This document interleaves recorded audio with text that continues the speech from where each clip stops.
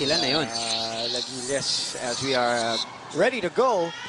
And I was about to say, Denise Patricia Tan did not play much in their first game against FU, but in the second game, in hopes of trying to inject some life in that game against LaSalle, they tried her out, they used her, but UST really was nowhere to be found in that game. And now, they're on the attack for the first offensive here.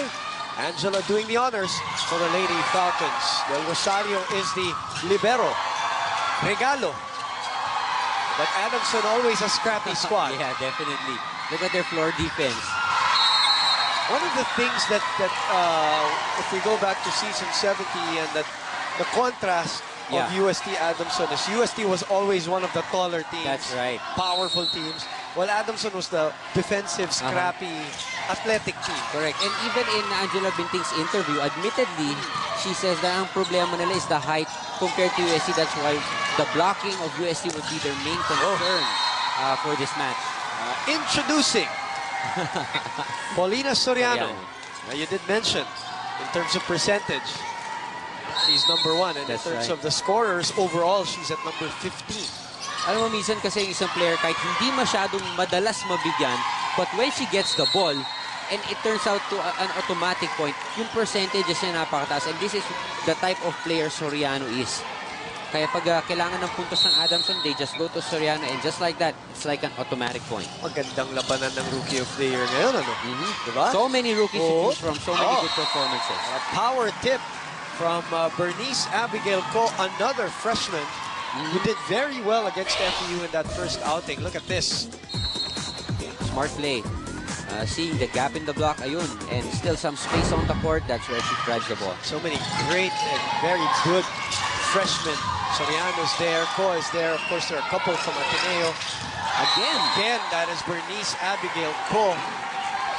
Medyo na missed time, but she was able to adjust. That's right. UST capitalizing at this point with Hiponia as the blocker on that. I see she did not even go up for the block, and Ko able to capitalize in that play. And she seems like she's the type who can twist in mid-air to angle her attack.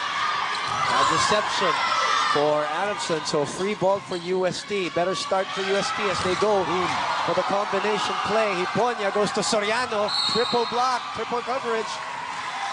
This time a net call on Soriano by our second referee. But I think it's so UST. Wait, then Coach Shaq. Yeah, they're clarifying it because our second referee signaled that it was Soriano touching the net. Coach Shaq up right away.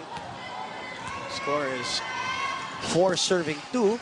Got a clarification by our second referee. All right, and it's too early for Coach Shaq to have a hot head. So, baka naman, sige lang. Baka gusto niyang inject ng life dahil talaga namang nakita mo naman yan yung laro nila sa Lasal. Correct. Hindi mo akalain talaga. She finds the corners. Talking about Aiza Maizo. She has to get her numbers in, Boom, especially if UST wants to win, because Aiza Maizo is basically the veteran that has remained with the lineup. Exactly. Nawala na yung mga dating mga kilalang pangalan like Balse, Bernal, Tabaquero. All of them are gone except for Maizo in that starting six of UST last year. She's in her third year. Nobody catching the ball there for UST. That's a problem with a tall team. I mean, in terms of grappling for that ball, you know that teams like FEU and Adamson will have the advantage. That's right. And Del Rosario, the libero, unfortunately was not in the court nung play na yun, no? The previous play. Ayun pa lang siya pumasok. So, errors from the UST side. Quick hit by Aiza Maizo. There's another thing that Coach Shaq touched on earlier, conditioning. Sabi niya, di ba, feeling niya wala sa condition yung Tigresses. And, that's outside. It's Bernice Ko. Because sometimes, Boom, you know, the coaches, whenever it's practice time, of course, they always program their practices toward conditioning the players. Pero siyempre, yung players, after that, sila rin, they have a responsibility on their own, you know, to sleep early and, of course, get some mental preparation going into the game. Yung mental preparation, yung importante eh. Like, think of the game situation, how to react if this happens, and so on and so forth. I guess, you know, it it comes from how serious do you treat Yes. the games and the UAAP volleyball competition. And to some of the girls, like, let's just say Riza Jane, Yeah. who are very serious. This is one girl whom you can make an example of how she put a premium on physical conditioning, because she was a little heavier on the heavier side back then. She was really slow, and then she competed a lot in the off-season. Yes. 2 years ago, beach volleyball, pa. Tapos naging agile, gumanda ang kondisyon. And she's the center blocker. That's Yes. the busiest blocking Exactly. position to have. And she's not the tallest of all center blockers. Medyo kumros yata doon. That's right. Bustillo. Bustillo.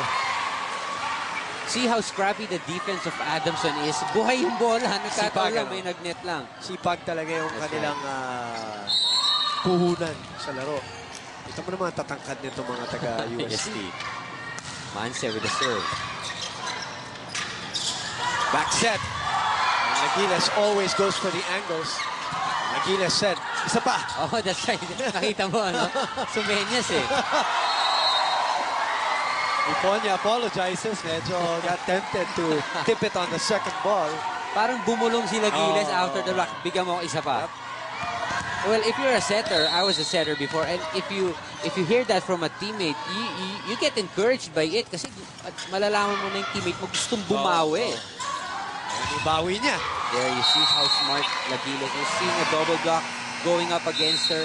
Pinagulong sa taas ng net, the experience, getting that point. And I love how she twisted her body to get that angle towards the other side. They're in the lead, 8-7. We'll be back.